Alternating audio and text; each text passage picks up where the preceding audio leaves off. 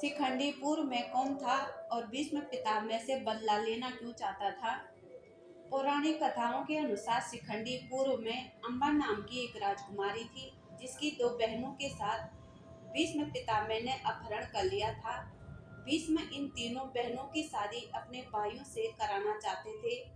इनमें से अंबिका और अंबालिका की शादी तो करा दी थी, लेकिन अम्बा ने कहा कि मैं अपने प्रेमी से शादी करना चाहती हूँ। तो पितामह ने अम्बा को छोड़ दिया, मुक्त कर दिया। लेकिन जब अम्बा वापस अपने प्रेमी के पास गई तो उसने अपनाने से मना कर दिया। वह वापस फिर हस्तिनापुर भीष्म पितामह के भाई विचित्रवीर्य के पास लौट आई, लेकिन विचित्रवीर्य ने भी अस्वीकार कर दिया।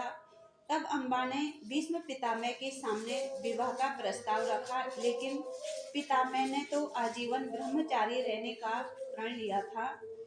तब अम्बा ने भगवान शिव की आराधना की और अम्बा ने भीष्म पितामह से अपने अपमान का बदला लेने का भी वर मांगा।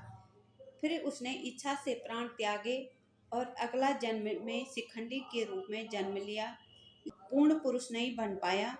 तब शिखंडी जंगल में चला गया। तभी जंगल में एक यक्ष मिला। यक्ष ने शिखंडी की दशा सुनकर उसको अपना पुरुषत्व दे दिया।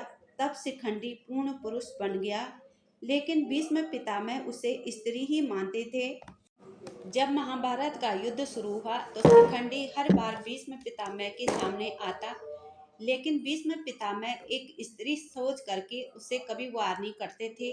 तब भीष्म पितामह ने युद्ध में पांडवों को मारने की प्रतिज्ञा ली, लेकिन द्रौपदी ने सौभाग्यवती का वरदान मांग लिया।